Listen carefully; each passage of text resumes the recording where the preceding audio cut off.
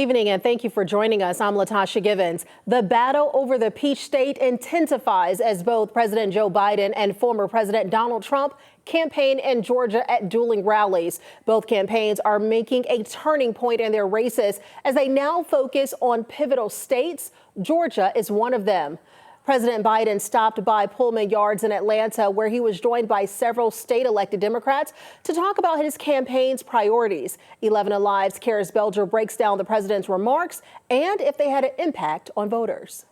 I think if people sit at home on the couch, the other side will probably win. In a packed room at Pullman Yards, President Joe Biden made a passionate appeal. I see a future that must remain the beacon of the world.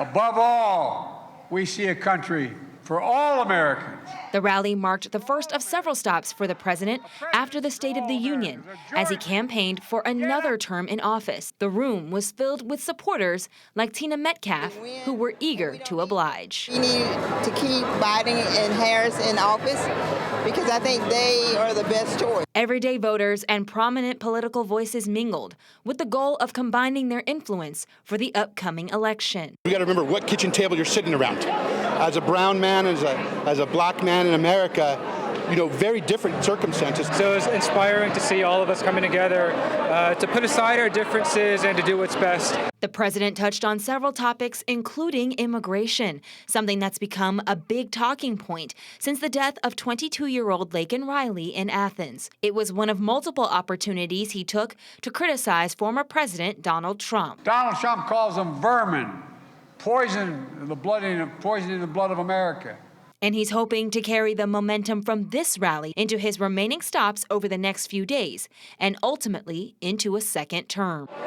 This particular event was meant to combine several demographics of voters: Asian, Black, Latino, LGBTQ. Typically, these are groups that are thought of as different individual voting blocks, but organizers I spoke with say it's important to unify them if they are going to see success in the November election. I'm Karis Belger, 11 Alive News. Thank you, Karis. And continuing our coverage, 11 Alive's Teresa Bowles was covering the Trump campaign tonight. She gives us the highlights from the former president's rally that was held in Rome. Former President Donald Trump's supporter feeling confident Saturday, especially after Super Tuesday. All of us always knew President Trump was the primary winner. Nikki Haley was never a threat. Since then, Trump's first stop was Representative Marjorie Taylor Greene's hometown of Rome to encourage voters like Brandon Wilhoit to make their voices heard at the polls. If we can get the young people to vote and, just get more people to vote in general, then I think that's what will turn, Georgia around. Because 2020 was the first time Georgia voted blue since 1992. Representative Mike Collins said to stop a repeat, supporters have to treat elections like a season instead of a day. Republicans have always been very traditional. We like to vote on Tuesday.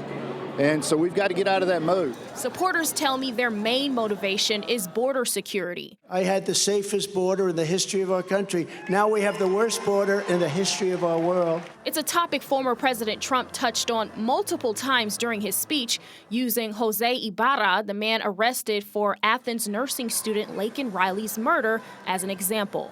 He was an illegal migrant, and he shouldn't have been in our country, and he never would have been under the Trump policy. Former President Trump said he met with Laken Riley's family backstage and says he promises to fight for justice for her and her family.